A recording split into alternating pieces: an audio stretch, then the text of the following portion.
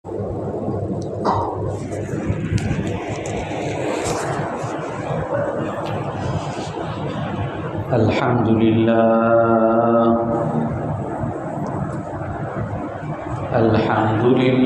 nahmaduhu wa nasta'inuhu wa nastaghfiruhu wa nu'minu bihi wa natawakkalu alayhi wa na'udzu billahi min shururi anfusina wa min sayyiati a'malina. من يهده الله فلا مضل له ومن يضلله فلا هادي له ونشهد أن لا إله إلا الله وحده لا شريك له ونشهد أن سيدنا ومولانا محمدا عبده ورسوله أرسله بالحق بشيرا ونذيرا بين يدي الساعة من يطع الله ورسوله فقد رشد واهتدى ومن يعصهما فقد ضل وغوى. أما بعد فأعوذ بالله من الشيطان الرجيم. بسم الله الرحمن الرحيم. قل يا أيها الكافرون لا أعبد ما تعبدون ولا أنتم عابدون ما أعبد ولا أنا عابد ما عبدتم لكم دينكم ولي دين. صدق الله العظيم. وقال سيدنا عمر بن الخطاب رضي الله تعالى عنه: إنا كنا أذل قوم فأعزنا الله بالإسلام فمهما ابتغينا العزة في غير دينه أذلنا الله، أو كما جاء في رواية عن النبي صلى الله عليه وسلم. সম্মানিত মুসল্লিয়ানে কেরাম, আমরা ISKCON এবং সামগ্রিক বিষয় নিয়ে আলোচনা করার জন্য বলা হয়েছে। আল্লাহ তাআলা কোরআনে কারীমের মধ্যে বলেন, হে রাসূল আপনি বলে দেন, কুল ইয়া আইয়ুহাল কাফিরুন, হে কাফেররা, লা আ'বুদু মা তা'বুদুন, তোমরা যার ইবাদত করো আমি তার ইবাদত করি না। ওয়ালা আনতুম আবিদুনা মা আ'বুদু, আমি যার ইবাদত করি তোমরা তার ইবাদত করবেও না। ওয়ালা আনা আবিদুম মা আবাদতুম, তোমরা যার ইবাদত করো আমি তার ইবাদত করব না। লাকুম দীনুকুম ওয়ালিয়া দীন, তোমাদের জন্য তোমাদের দিন, আমার জন্য আমার দিন। এই আয়াতের মধ্যে আল্লাহ তাআলা মুসলমানদের সবচেয়ে বড় পরিচয়, সবচেয়ে বড় সত্তা, সবচেয়ে বড় মৌলিক বিষয়ের কথা আল্লাহ তাআলা বলেছেন। এই সূরা সম্পর্কে তাফসীর ইবনে কাসিরের মধ্যে কয়েকটা রিওয়ায়াত আসে।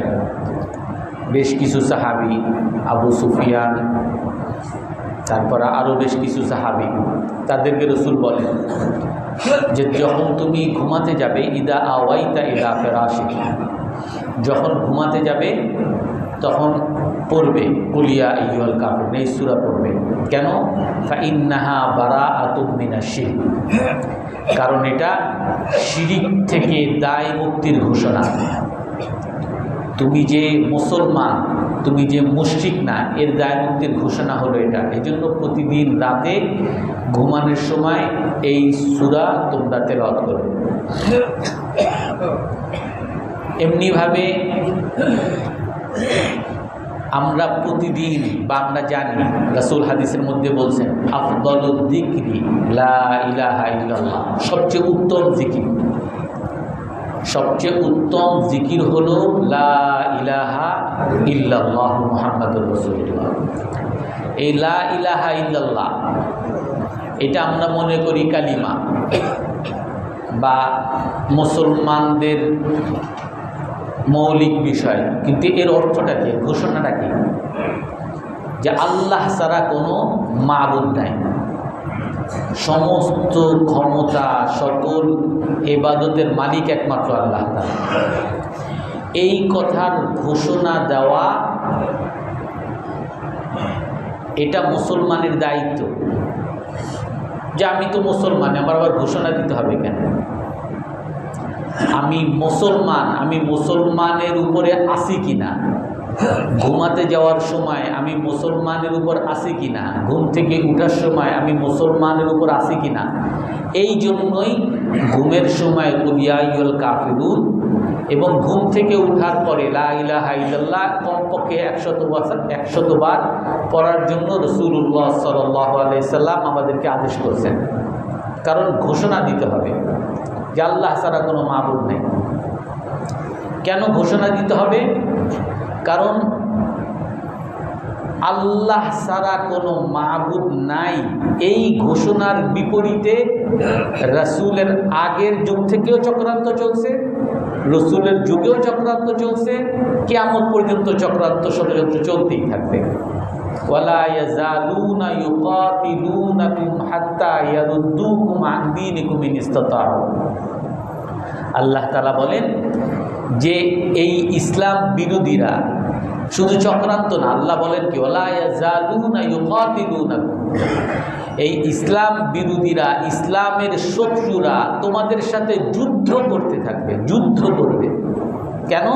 যাতে তোমরা তোমাদের ইসলাম থেকে মোরতাদ হয়ে যাও। হাত্তা ইয়ারুদ্দুকুম আন দীনিকুম ইন ইসতাতাউ, তোমাদেরকে যাতে তোমাদের ইসলাম থেকে বের করে নিয়ে যেতে পারে, সেই জন্য তোমাদের সাথে যুদ্ধ করবে।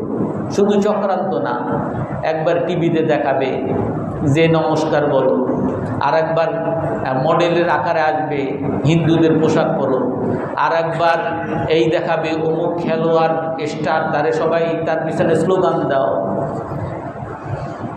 আর একবার দেখাবে যে তোমরা মসজিদে থাকো, আমরা মন্দিরে থাকি, সমস্যা কি? তুমি আমার মন্দিরে এসে একটু প্রসাদ খায়া দাও, মন্দিরে আমাদের অনুষ্ঠানে এসে যাও, একটু মজা করে যাও। আবার তুমি তোমার মুসলমান ভাইদের সাথে যদি চলাফেরা করো, আমার সাথে কেন চলতে পারবা না? তোমার মুসলমান ভাই, সেও বাংলাদেশি নাগরিক, তার সাথে যদি প্রেম করতে পারো, আমার সাথে কেন পারবা না? বরং তোমরা তোমাদের মুসলমান অনেক সময় জুলুম করে, আমার সাথে তুমি থাকো, আমি তোমার সহযোগিতা করব। আর এইভাবে বিভিন্নভাবে চক্রান্তর বহিঃপ্রকাশ এই কিছুদিনের মধ্যে দেখা গেছে বাংলাদেশে। আগে একটা সময় দুঃখের বিষয় ছিল যে আমরা এই সমস্ত ষড়যন্ত্র চক্রান্ত ইসলাম বিরোধীদের বিভিন্ন অপকর্ম বিভ্রান্তি সম্পর্কে যখন আলোচনা করতাম তখন বলতো হুজুররা বেশি বাড়াবাড়ি করে, হুজুররা ফাও চক্রান্তের শুধু ফর্মুলা বাইর করে। আর এখন যখনই কোনো এই ধরনের চক্রান্তের বহিঃপ্রকাশ হয় তখন হুজুরদের চেয়ে ইউনিভার্সিটির ছেলেপেলেরা স্লোগান দেওয়া শুরু করে। এখন আর হুজুরদের লাগে না। এই জন্য আমাদের অনেক সচেতন যুবকদেরকে পাওয়া গেছে, বা এখন অনেক সচেতন যুবক যারা দেখা যাচ্ছে, বুঝতেছে, যারা বাস্তবে বুঝতেছে যে এতদিন শুধু আমরা ইন্টারনেট খাতা কলমে পেপার পত্রিকায় হুজুরদের কাছে শুনছি লাভ জেহাদ, যে তারা এরকম মুসলিম নারীদের সাথে প্রেমের ছলনা করে মুসলিম নারীদেরকে ধর্ষণ করে। আর এখন এগুলার বাস্তব রূপ দেখা গেছে, তাও এক সবচেয়ে বড় ইউনিভার্সিটি, সবচেয়ে নামকরা বুয়েট ইউনিভার্সিটির মতো শিক্ষার্থীদের কাছ থেকে। এবং এর বাস্তব রূপ দেখা গেছে গাজীপুরে একজন মাদ্রাসার ছাত্রী যে পর্দা করে, বোরকা পরে, তার সাথে তাকে চলে বলে কৌশলে তার সাথে প্রেমের ভান ধরে তাকেও ধর্ষণ করছে।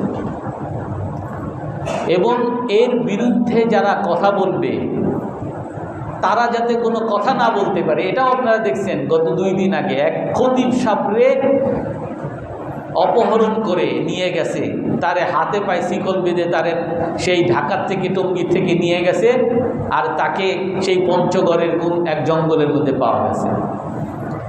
অর্থাৎ আল্লাহ তাআলা যে বলেন ওয়ালা ইয়াজালুনা ইউকাতিলুনাকুম হাত্তা ইয়ারুদ্দুকুম আন দীনিকুম ইন ইসতাতাউ, এই ইসলাম বিরোধীরা, কাফেররা, এরা তোমাদের সাথে যুদ্ধ চালিয়ে যেতেই থাকবে যতক্ষণ পর্যন্ত না তোমাদেরকে মুরতাদ বানাতে না পারে। অনেক মানুষ আছে হুজুর ইসলামের মধ্যে শুধু জেহাদের কথা, ইসলাম জঙ্গি, এই জেহাদ মানেই তো মানুষ বুঝে জঙ্গিবাদ, সন্ত্রাসবাদ। হুজুররা জেহাদের কথা বলে, কোরআনের মধ্যে জেহাদের কথা, হাদিসের মধ্যে জেহাদের কথা, রসুল এতগুলো যুদ্ধ করছেন। রাসূলুল্লাহ সাল্লাল্লাহু আলাইহি ওয়াসাল্লামের পুরো জীবনী, যুদ্ধের ইতিহাস দেখেন, কোরআন হাদিসের সকল আয়াতগুলো যদি পড়েন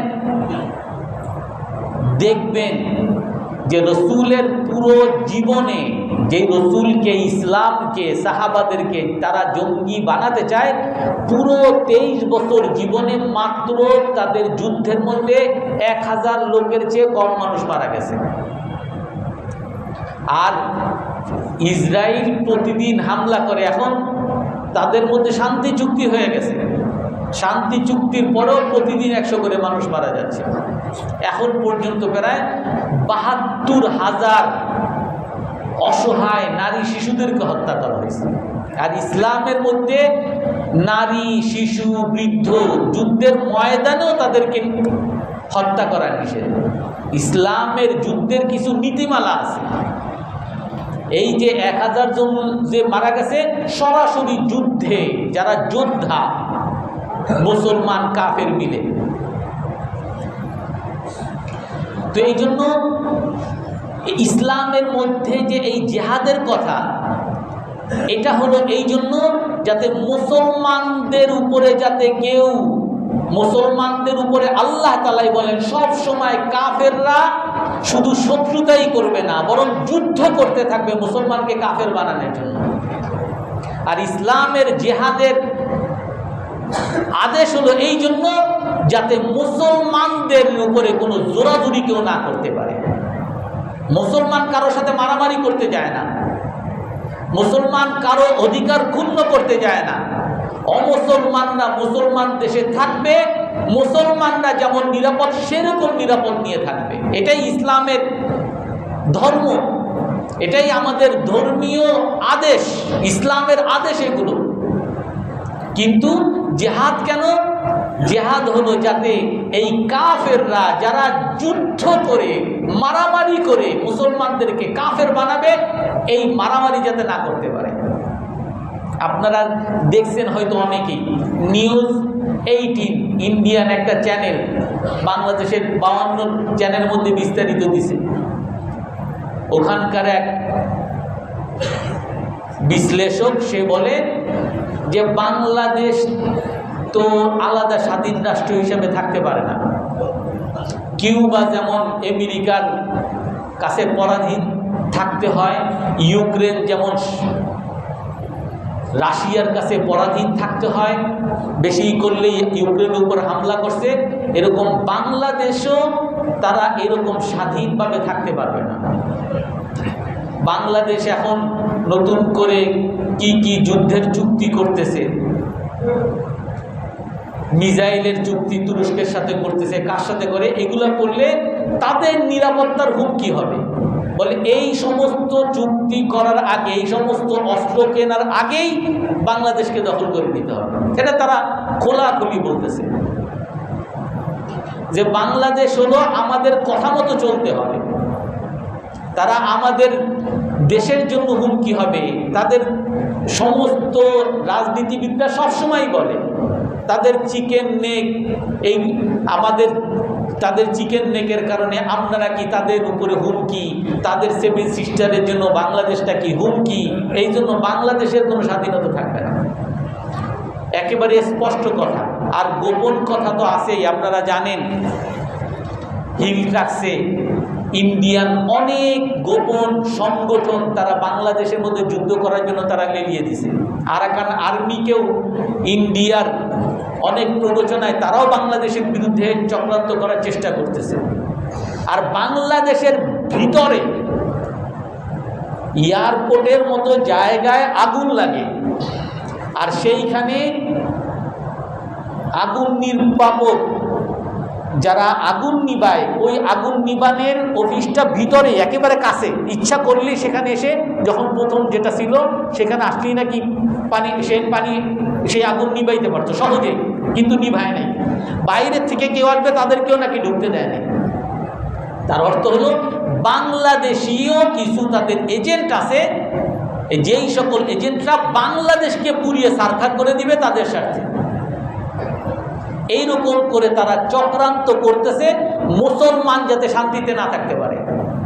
আপনারা জানেন কিছুদিন আগেও যখন তাদের পূজা হয়েছে, মুসলমানরা সবাই সচেতন, মুসলমান আলেম ওলামারা পর্যন্ত তাদের মন্দিরে গিয়ে পাহারা দিছে, যার কারণে এইবার আগে সব সময় বিভিন্ন ধরনের গন্ডগোল হইত, বিভিন্ন জায়গায় হামলা, অনেক ভাঙচুর হইত, কিন্তু এইবার কোথাও ভাঙচুর হয়নি। আর এইটা তো তারা সহ্য করে না, কারণ এই সব ভাঙচুর, আগুন দেওয়া, এগুলো তারা নিজেরাই করত। নিজেরা করে তারা একটা উস্কানি দিয়ে মুসলমানদের মধ্যে একটা গন্ডগোল লাগানোর, একটা সাম্প্রদায়িক মুসলমান জঙ্গি, মুসলমান সাম্প্রদায়িক এইরকম একটা উপস্থাপন করতে চাইত।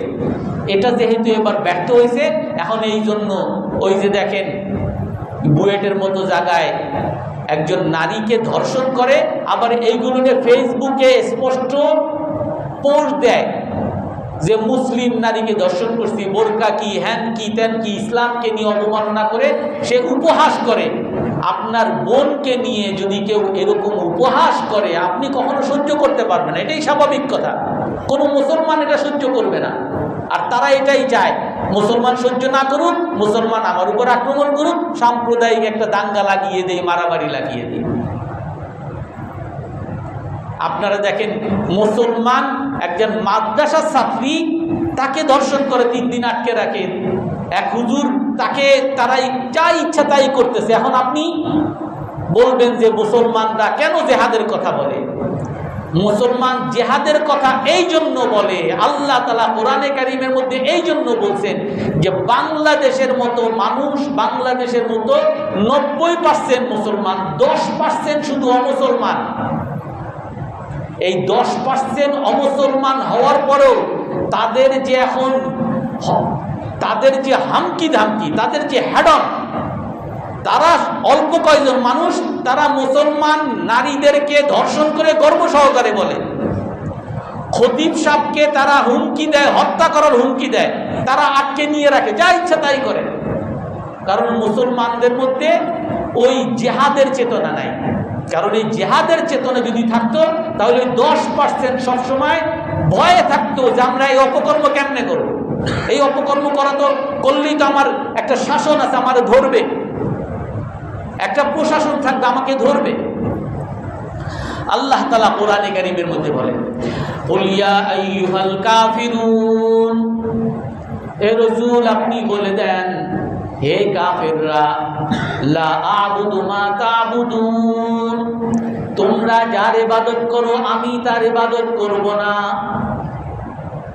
ওয়ালা আনতুম আ'বিদুনা মা আ'বুদ, আর আমি যার ইবাদত করি তোমরা তার ইবাদত করবে না। যে মুসলমান হিন্দুদের মধ্যে একতা কেন হবে না? কারণ মুসলমান কখনো গরু জবাই দিবে না, হিন্দুরা কখনো গরু জবাই দিবে না, আর মুসলমানের জন্য কখনো মন্দিরে যাওয়া জায়েজ নাই। এই জন্য তুমি তোমার মতো থাকো, আমি আমার মতো থাকি, তবে বাজারের মধ্যে তুমিও যেহেতু মানুষ, আমিও যেহেতু মানুষ, সেখানে তোমার অধিকার আমি পূরণ করব।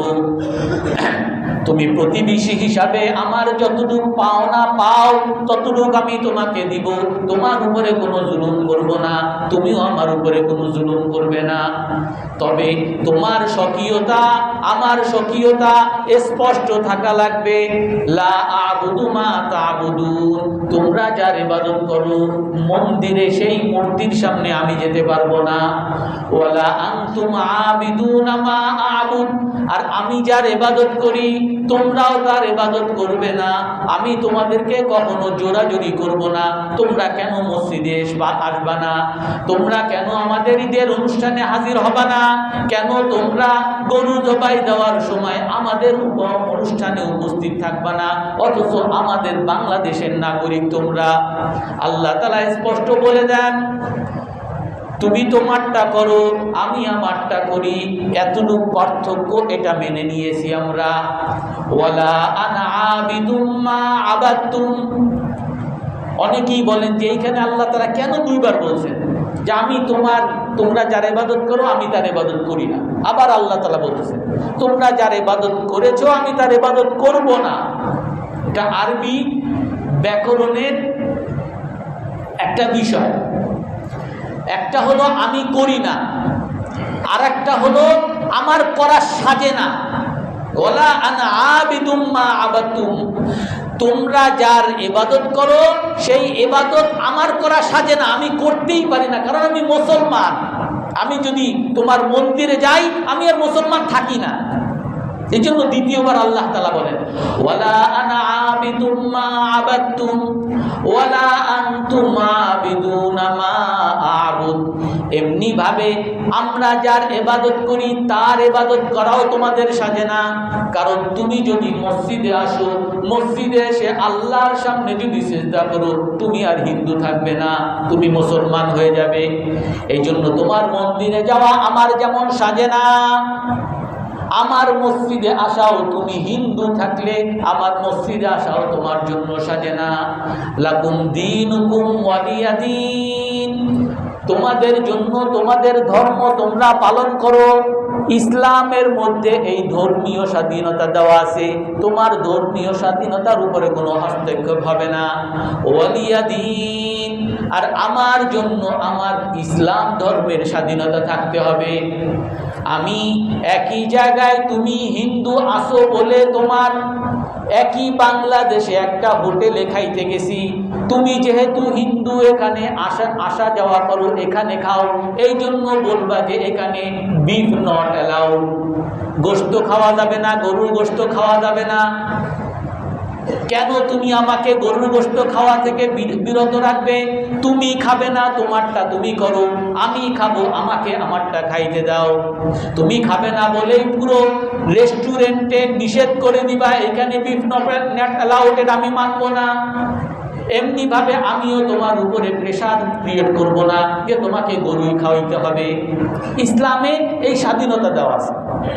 এই আয়াতের শানে নজুলের ক্ষেত্রে রসুলের কাছে কুরাইশের কিছু লোকরা আসছিল, হে আল্লাহর রসুল, আমরা তো চাই কাফেরদের ওই যে বলেছি, কাফেররা সবসময় মুসলমানদের বিরুদ্ধে চক্রান্ত করতেই থাকবে, রসুলের বিরুদ্ধে চক্রান্ত। হে আল্লাহর রসুল, আমরা তো আপনার অনেক পছন্দ করি, আপনি অনেক বিশ্বাসী মানুষ, আমরা আপনার নেতা মানতে চাই, সবাই মিলে আপনার প্রেসিডেন্ট বানাইতে চাই, আমরা আপনারই পছন্দ করি, কিন্তু শুধুমাত্র একটা জায়গায় একটু আপোষ করতে হবে। একটু যদি আপনি একটু ছাড় দেন, তাহলে আমরা সবাই মিলে একাকার হয়ে থাকতে পারি। কি ছাড় দিতে হবে? তা'বুদুনা ইলাহাকুম সানা ওয়া না'বুদু ইলাহাকুম সানা। যে আপনি আপনার আল্লাহর যে ইবাদত করেন, আমরাও আপনার সাথে আপনার আল্লাহর ইবাদত করব। আপনি আল্লাহর ইবাদত করেন, আমরাও করব। কিন্তু এক বছর এইটা করবেন, পরের বছরে আমরা আমাদের মূর্তির যে ইবাদত করি, আপনি সেখানে এসে হাজির হবেন। আপনি ইবাদত করেন, আমরা আপনার সাথে মসজিদে থাকবো, কিন্তু আমরা যখন আবার মন্দিরে যাই, তখন আপনিও এসে হাজির হবেন, একটু সালাম দিবেন, একটু আমাদের সাথে সহমর্মিতা জানাবেন, বলবেন হ্যাঁ ঠিক আছে, বলবেন মা দুর্গা অনেক কিছু করতে পারে, এগুলো একটু বলবেন, রসুলকে বলছেন। তখন আল্লাহ তাআলা এই আয়াত নাযিল করেন, কুল ইয়া আইয়ুহাল কাফিরুন, আপনি বলে দেন, স্পষ্ট বলে দেন, হে কাফেররা, লা আ'বুদু মা তা'বুদুন, আপোষের বিষয় এখানে আপোষ চলবে না। তোমরা যার ইবাদত করো, আমি তার ইবাদত করব না, আমি যার ইবাদত করি, তোমরা তার ইবাদত কখনো করব না। লাকুম দীনুকুম ওয়ালিয়া দীন, তোমরা তোমাদের মতো কাজ করো, আমি আমাদের মতো কাজ করি। কুলা তুহাজ্জুনানা ফিল্লাহি ওয়া হুয়া রাব্বুনা ওয়া রাব্বুকুম, আরো বেশ কয়েকটা আয়াতের মধ্যে আল্লাহ তাআলা বলেন, আপনি বলে দেন যে আমার সাথে তোমরা ঝগড়া করতেছো, যে আল্লাহ সম্পর্কে ঝগড়া করো, যে আল্লাহ আমারও পালনকর্তা, তোমাদেরও পালনকর্তা। লানা আমালুনা ওয়া লাকুম আমালুকুম, আমার আল্লাহকে আমাকে মানতে দাও, আর তোমরা তোমাদের কাজ করো। আর এক জায়গায় আল্লাহ তাআলা বলেন, ওয়া ইন কাদু লা ইয়াফতিনুনাকা আনিল্লাযী আওহাইনা ইলাইকা লিতাফতারি আলাইনা গায়রা ওয়া ইদাল লাত্তাখাযুকা খালিলা। হে রাসূল, এই কাফেররা আপনাকে বিভ্রান্ত করে, তারা বিভ্রান্ত করে ইসলাম থেকে দূরে সরাইতে চাইছিল। তারা এসে বলে, হে আল্লাহর রাসূল, আপনি একটু আমাদের মূর্তিকে একটু ছুঁয়ে যাবেন, শুধু মূর্তির সামনে এসে একটু ছুঁয়ে যাবেন, আর কিচ্ছু লাগবে না। তা আপনি যে আমাদের সাথে আছেন, আমরা এটা বুঝলাম, শুধু একটু ছুঁয়ে যাবেন। আল্লাহ তাআলা তখন রাসূল বলেন, ছুঁইলে কি সমস্যা হবে? এই ধরনের একটু চিন্তা মাথার মধ্যে আসছে। আল্লাহ তাআলা আয়াত নাযিল করেন, وَإِنْ كَادُوا لَيَفْتِنُونَكَ عَنِ الَّذِي أَوْحَيْنَا إِلَيْكَ لِتَفْتَرِيَ عَلَيْنَا غَيْرَهُ وَإِذًا لَاتَّخَذُوكَ خَلِيلًا। তারা আপনাকে বিভ্রান্ত করে যাতে আপনি আল্লাহর উপরে সমালোচনা করেন, আল্লাহর বিরোধী হয়ে যান। وَإِذًا لَاتَّخَذُوكَ خَلِيلًا, এই বিভ্রান্তে যদি আপনি পড়েন, তারা বিভ্রান্ত এমনভাবে করেন যে তারা আপনাকে বন্ধু বানাবে, তারা আপনাকে অভিভাবক মানবে, আপনার ক্ষমতা মেনে নিবে, আপনি তাদের সাথে আপোষ করতে যান। আল্লাহ তাআলা বলেন, ইদাল্লা আযাকনাকা দি'ফাল হায়াতি ওয়া দি'ফাল মামাতি সুম্মা লা তাজিদু লাকা আলাইনা নাসীরা ওয়ালাউলা আন সাব্বাতনাকা।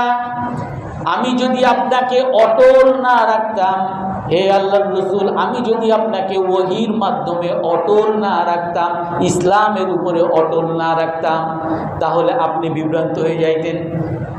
এই জন্য ইসলামের উপরে অটল থাকা, ঈমানের উপরে অটল থাকা, এই জন্য আল্লাহর কাছে সবসময় দোয়া করতে বলছেন। আল্লাহ তাআলা সবসময় আল্লাহর কাছে, হে আল্লাহ, আল্লাহুম্মা ইন্নী আসআলুকা ঈমানান কামিলা, প্রতি নামাজের পরে এই দোয়া আমাদেরকে শিখাইছেন। হে আল্লাহ, আমাকে পরিপূর্ণ ঈমান দান করেন। আল্লাহুম্মা ইন্নী আসআলুকা ঈমানান কামিলা, হে আল্লাহ, পরিপূর্ণ ঈমান দান করেন। হুদাইবিয়ার সন্ধির সময় সাহাবায়ে কেরাম উপস্থিত, কাফেরদের সাথে সন্ধি হচ্ছে। সন্ধির মধ্যে একটা প্যারা ছিল এরকম, যদি মুসলমানদের মধ্য থেকে কেউ যদি কাফেরদের কাছে ফিরে যায়, তাহলে কাফেররা তাকে ফিরিয়ে দিবে। আর কাফেরদের মধ্য থেকে কেউ যদি মুসলমানদের কাছে চলে আসে তাহলে তাকে কাফেরদের কাছে ফিরিয়ে দিতে হবে। এরকম একটা সন্ধি, একটা চুক্তির মধ্যে একটা ধারা ছিল। ওই সময় আবু জান্দাল এক সাহাবী, মক্কার মধ্যে তাকে শিকল দিয়ে বেঁধে রাখছিল। কেন? সে মুসলমান হয়েছে। তাকে কাফের বানানোর জন্য অনেক ধরনের জুলুম করছে। সে কোনো মতে সেই জুলুম থেকে বেঁচে পালিয়ে আসছে। পালিয়ে এসে শুনছে হুদাইবিয়াতে মুসলমানের দল আছে। উনি এই হাতে পায়ে শিকল বাঁধা অবস্থায় ওই মুসলমানদের দলের মধ্যে গিয়ে ঝাঁপিয়ে পড়ছে যে আল্লাহ রাসূল আমাকে বাঁচান। ওই সময় ওই কাফের নেতা সুহাইল সে বলেন যে আমাদের চুক্তি তো দস্তখত হয়ে গেছে, অতএব এখন চুক্তি আপনাকে মানতে হবে। আপনার ওইখান থেকে যদি আমাদের এইখান থেকে যদি কোনো কেউ আপনার ওইখানে যায় তাকে ফেরত দিতে হবে। এ আবু জান্দাল আমাদের হাতে ছিল, মক্কায় ছিল, আমরা তাকে রাখছিলাম। সে আমাদের হাত থেকে আপনার কাছে গেছে, অতএব এখন তাকে আমাদের কাছে ফেরত দিতে হবে। এখন চুক্তি অনুযায়ী ফেরত দিতে হচ্ছে।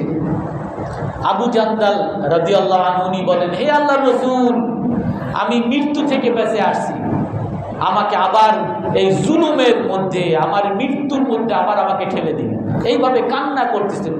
আর সাহাবায়ে কেরাম আবু জান্দালের এই অবস্থা দেখে সবাই উত্তেজিত হয়ে গেছে। কিন্তু রাসূলুল্লাহ সাল্লাল্লাহু আলাইহি ওয়াসাল্লাম যেহেতু চুক্তি হয়ে গেছে, চুক্তি মানতে হবে, এই জন্য রাসূল আবু জান্দালকে ফিরিয়ে দিতে চাচ্ছেন। ওই সময় সকল সাহাবায়ে কেরাম উত্তেজিত হয়ে তার বহিঃপ্রকাশ করছে। হযরত ওমর ইবনে খাত্তাব রাদিয়াল্লাহু আনহু রাসূলের কাছে আসেন, হে আল্লাহর রাসূল, আলাসনা আলা হক ওয়া হুম আলা বাতিল। হে আল্লাহর রাসূল, আমরা কি সত্য না আর কাফেররা কি মিথ্যা না?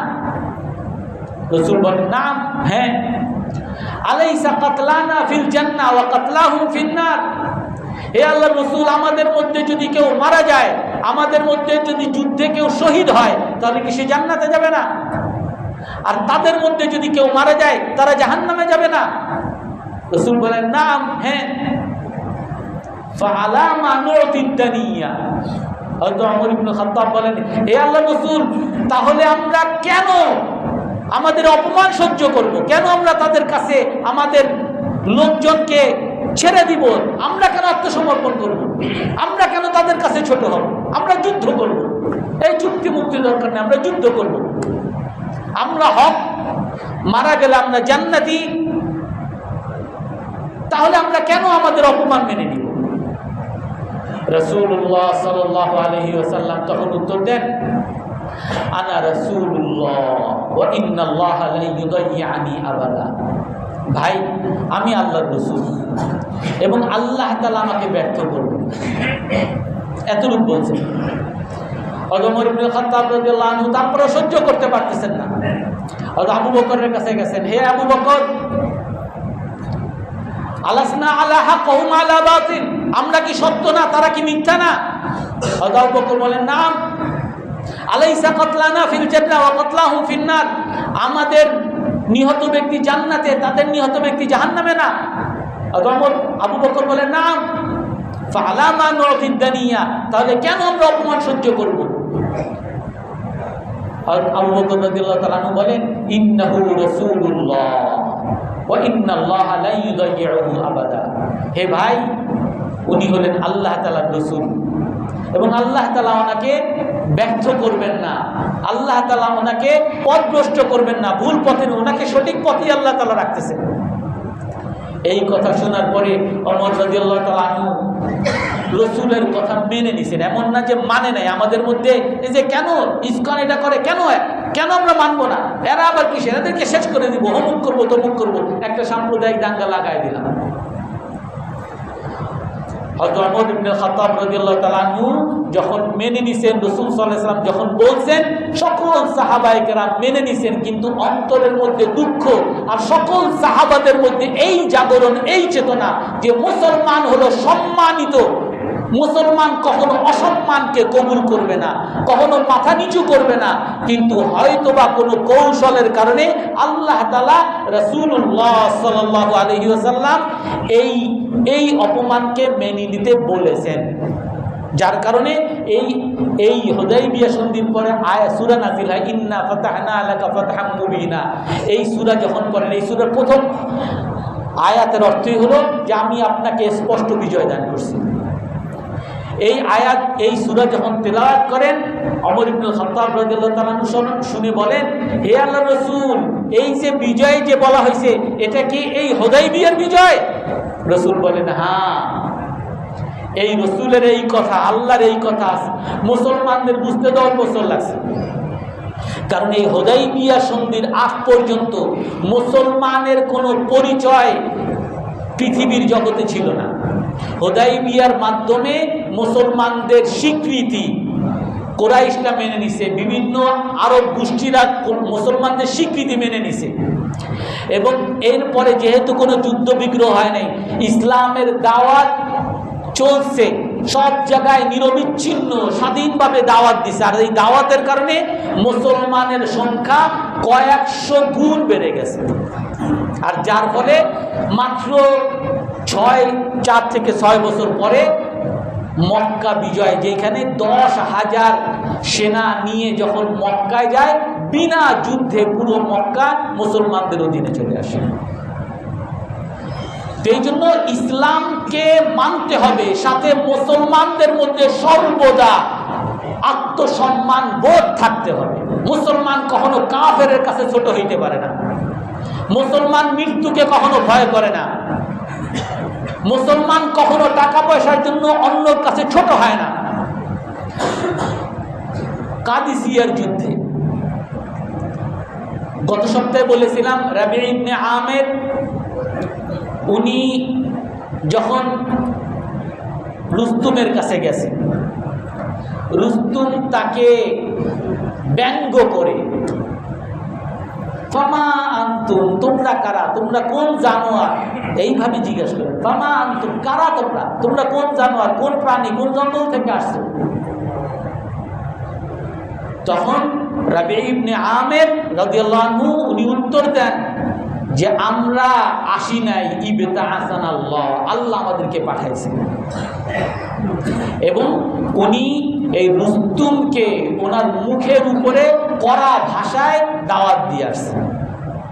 গত সপ্তাহে আমরা আলোচনা করছি। এই আসার পরে রুস্তুম আবার মুসলমানদের নেতা সাদ ইবনে আবি ওয়াক্কাস রাদিয়াল্লাহু তাআলা আনহুর কাছে আবার চিঠি পাঠাইছেন যে আরেকজনকে পাঠান, উনি দেখতে চান মুসলমানরা কেমন, তাদের মানসিকতা কেমন। সাদ ইবনে আবি ওয়াক্কাস রাদিয়াল্লাহু তাআলা আনহু পরবর্তীতে মুগীরা ইবনে শুরবাকে পাঠাইছেন।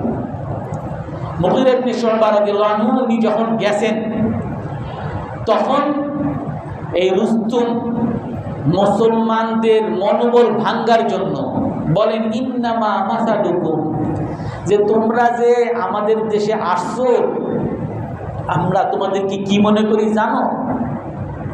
কামাসালি আসালি, ওই মৌমাছির মতো মনে করি, ওই কুকুরের মতো মনে করি, যেই কুকুর মধু খাইতে চায়।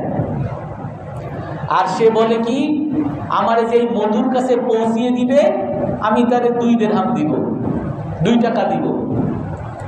তারপরে যখন তার কাছে মধুর কাছে পৌঁছাইছে, যখন সে মধু ওই চাক থেকে খাওয়ার পরে ওই চাক থেকে আর সে বের হইতে পারতেছে না।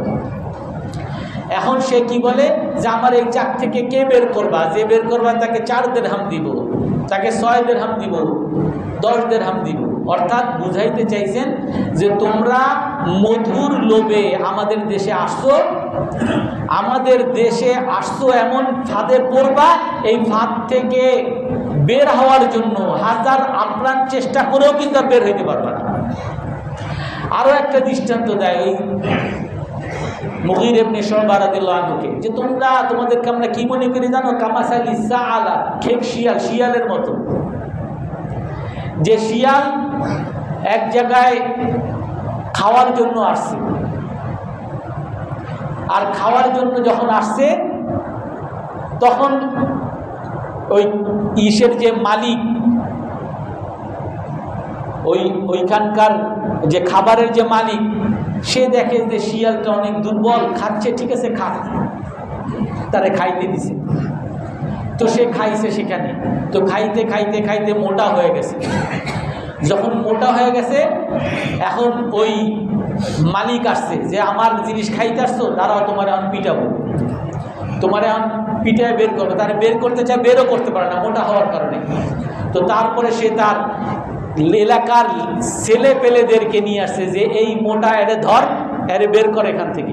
বের করতে পারে নাই, সবাই মিলে তারা আগে হত্যা কর, কাইতে তারপরে তারা বের করে।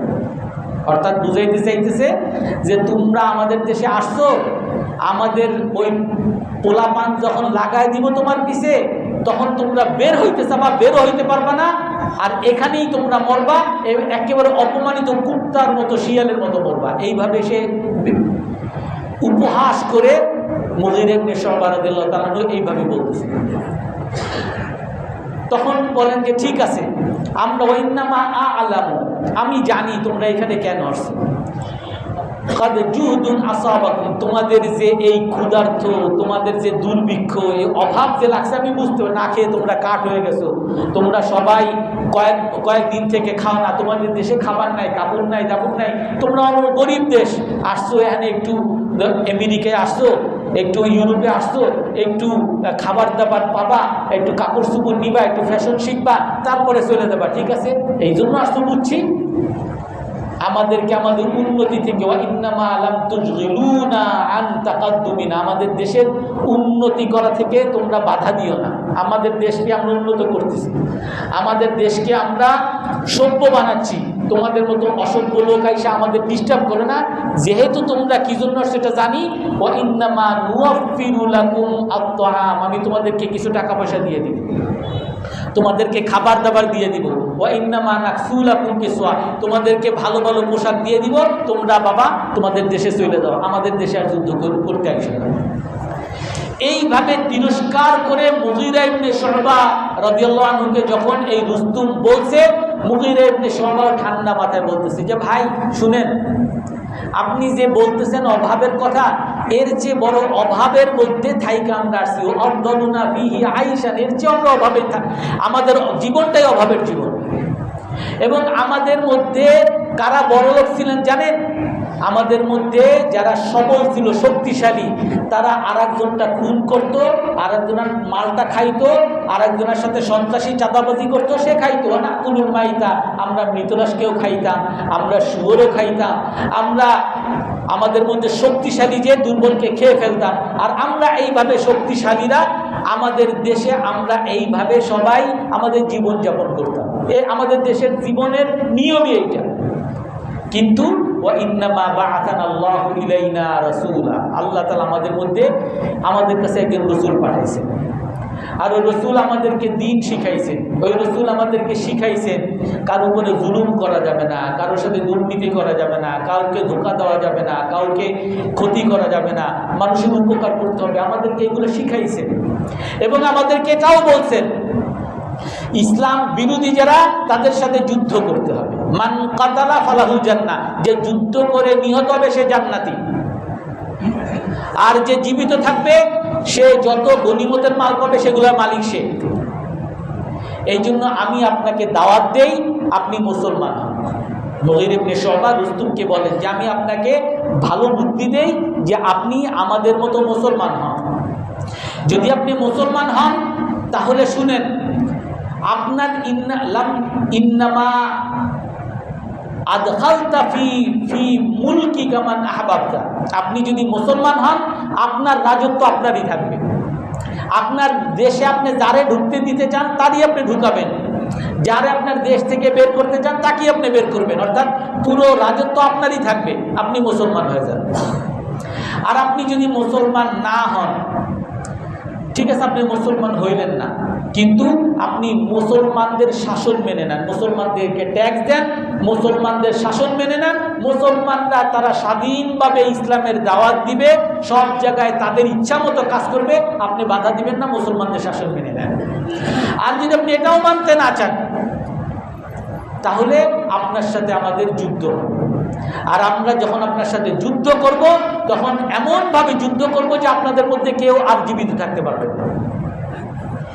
তুমি তখন বলেন, ঠিক আছে, তোমরা যদি যুদ্ধ করতেই চাও, ঠিক আছে, কয়দিন সময় দিবা, তোমরাও একটু বিষয়টা দেখো, যুদ্ধ তো একটা কঠিন বিষয়, তোমরা নিজেরা চিন্তা করো, আমরাও একটু চিন্তা করি। তো তখন মুগীর ইবনে শুবা বলেন যে আমাদের ইসলামের ব্যাপারে 3 দিন সময়, আপনি হয়তো ইসলাম গ্রহণ করবেন, আর না হয় ট্যাক্স দিবেন, না হয় যুদ্ধ। 3 দিনের মধ্যে আপনি উত্তর জানাবেন, আর না হয় 3 দিন পরে আপনার সাথে যুদ্ধ হবে। এই কথা বলার পরে রুস্তুম বলে যে তাহলে তোমাদের সাথে এমন যুদ্ধ আমি করব যে তোমাদের কেউ আর এখানে একজন মানুষের লাশও ফিরিয়ে নিয়ে যেতে পারবে, সবাই একেবারে পুঁতে ফেলবে। এইভাবে হুমকি দিয়েছে। আর এইভাবে হুমকি দেওয়ার পরে তারপরে যুদ্ধ হয়েছে। যুদ্ধের পরে রুস্তুম সহ পুরো কাফেররা সবাই মারা গেছে। অর্থাৎ এই সকল ঘটনা দ্বারা আমরা এটাই বুঝি, মৃত্যুর সামনেও মুসলমান কখনো কাফেরদের সামনে মাথা নত করে না, টাকা পয়সার সামনে কখনো মুসলমান মাথা নত করে না, উন্নতির সামনে কখনো মুসলমান মাথা নত করে না। মুসলমান জানে মুসলমান হলো সর্বশ্রেষ্ঠ জাতি। মুসলমান মারা যাবে, তার জন্য জান্নাত আছে। মুসলমান জীবিত থাকবে, মুসলমান হকের উপর আছে, সত্য ধর্মের উপর আছে। ইসলাম ছাড়া যত ধর্ম, সমস্ত ধর্ম মিথ্যা, কাল্পনিক, আজে বাজে। আপনারা জানেন কি কি যখন পূজা হয়, কি লিঙ্গ পূজা করে, অমুক পূজা করে, তমুক পূজা করে, মানুষের মুখে উচ্চারণ করার মতো হয় না, এমন ভাবে এমন কাজ করা তাদের ধর্ম। আর সেইখানে আল্লাহ তাআলা আমাদেরকে মুসলমান বানাইছে। এই জন্য ইসলামের বিরুদ্ধে সব সময় ষড়যন্ত্র চলবে, চলতেছে, সামনেও চলবে, আগেও চলছে। আর এই ব্যাপারে আমাদের সকলকে সচেতন থাকতে হবে। আমরা সকলে সচেতন থাকবো তো ইনশাআল্লাহ। আমাদেরকে সর্বপ্রথম সচেতন কি? প্রথম সচেতনতা, আমাকে কেউ বিভ্রান্ত করতে পারবে না। আমি মুসলমান সেরা, আমি মুসলমান শ্রেষ্ঠ জাতি। আমি মুসলমান কি? শ্রেষ্ঠ জাতি। আমি মুসলমান কখনো টাকার কাছে ছোট হইতে পারবো না, আমি কখনো ভিসার কাছে ছোট হইতে পারবো না, আমি কখনো মানুষের অস্ত্র দেখে ছোট হইতে পারবো না। আমি মুসলমান সর্বশ্রেষ্ঠ জাতি। আমার যে আদর্শ সর্বশ্রেষ্ঠ আদর্শ। এবং এইখানে সবচেয়ে বড় বিষয় হলো যে আমাদেরকে এখন বর্তমানে কাফের মুশরিকরা যেইটা নিয়ে সমালোচনা করে যে মুসলমানরা অসভ্য। অর্থাৎ আমরা মুসলমান মুখে দাবি করি, কিন্তু ইসলামের আদর্শ আমরা পালন করি না।